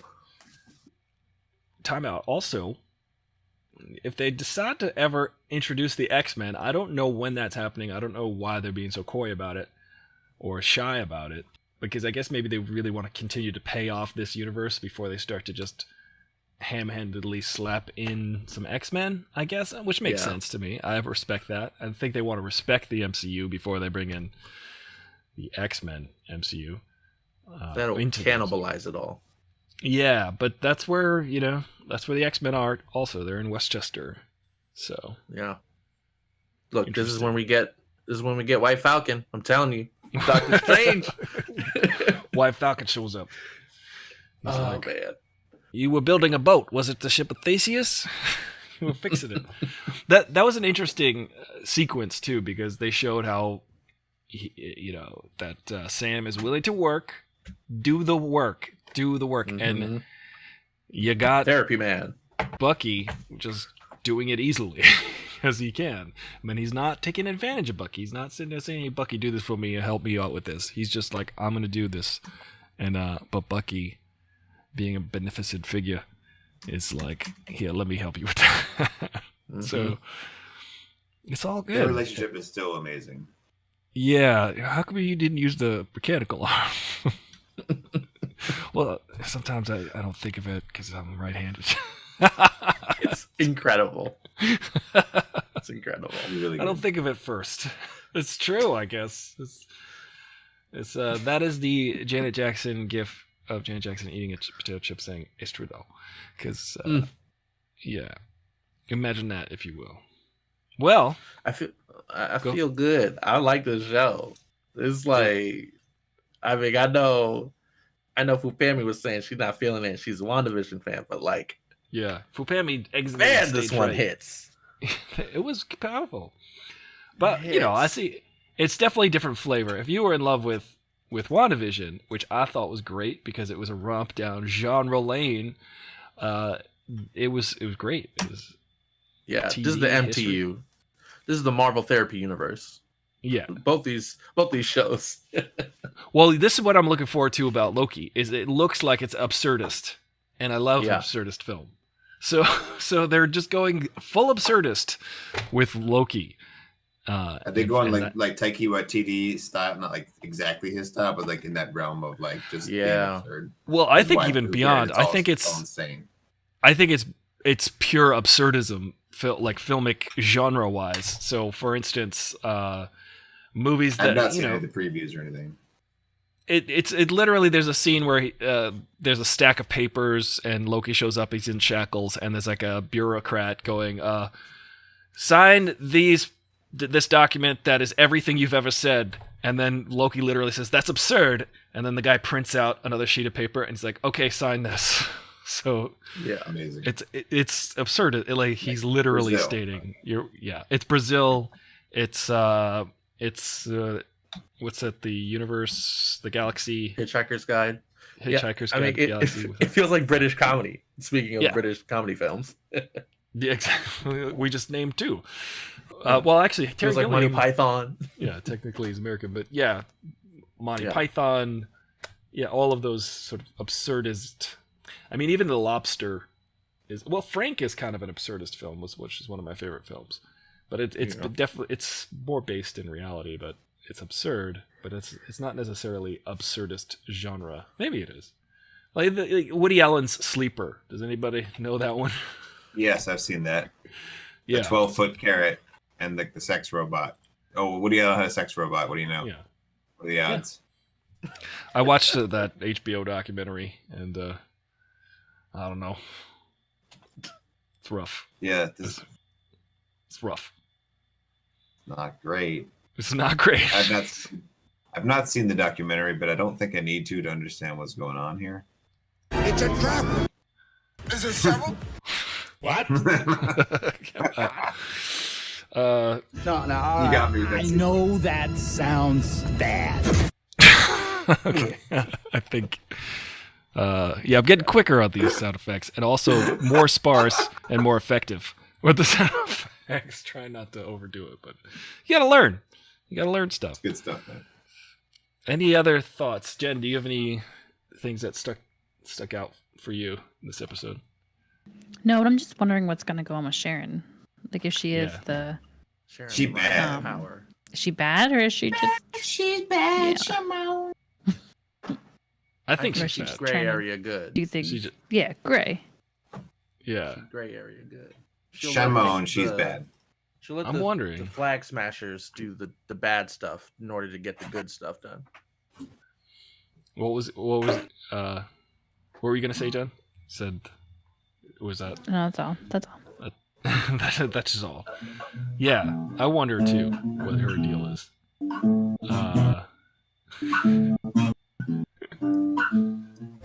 It's a riddle. Is that Michael Jackson's Bad? Yeah, I feel the same about Sharon. Like, I think that she's been mysteriously absent mostly for the last episode or two. Well, yeah. I mean, she's pulling some strings. Where did she go? She left S.H.I.E.L.D. Obviously, S.H.I.E.L.D. disbanded. S.H.I.E.L.D. dissolved. So now she's got her own underground thing going on, and I do believe she may be the power broker. Maybe she's... I'm telling you, it runs in the family. She's not exactly excited that the U.S. government turned out to be a bunch of secret Nazis who took over her Aunt Peggy's legacy. Yeah, she might want to take it all back. I wonder if she'll end up being somehow involved with Sword, who came out of nowhere in WandaVision. Yeah. Came out of Pokemon. We're a thing now. Yeah, just by the way, we're going to mention that we build spaceships for rock and protect the Earth in one scene. And then that's it. That's it. Well, I think, yeah, those are some good thoughts. Those are some really good things to chew on for until next week, because I like this episode a lot. I think it is the best episode. I do feel like I could rewatch this whole show.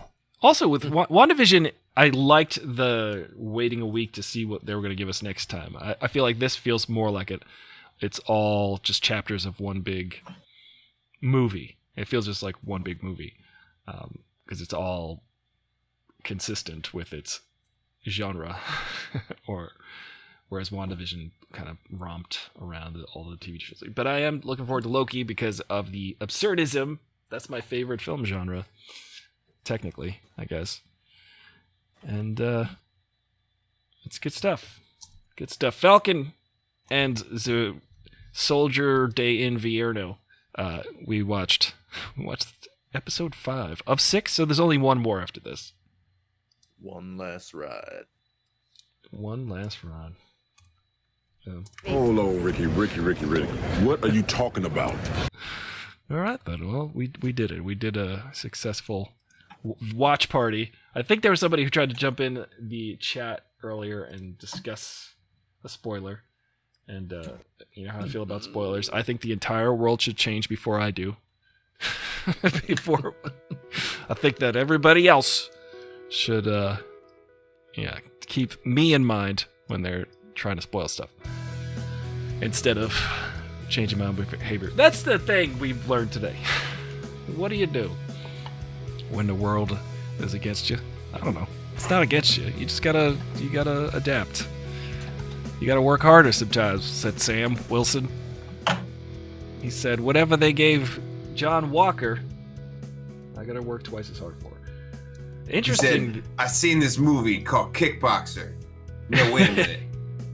Anyway, it's the one with Van Damme, and he has to do the splits. And do you want me to kick the tree? You want me to kick the tree? And they have a whole montage of him kicking trees. And I want to do that, but with the shield. You want me to kick the tree? I'll kick the tree for you. He's gonna go underwater and like do kung fu kata, karate kata. That'll be the next one. Thank you. But also, I understood that reference. Yeah, Kickboxer, great movie. That's also what we learned. We learned that you should go watch Kickboxer. If you like old action movies with Jean-Claude Van Damme, if you like watching a guy do a split, just throw a dart at the Jean-Claude Van Damme movie catalog, and you will see that happen. You'll also see awkward dancing if you watch Bloodsport. Anybody see Bloodsport? Is there several?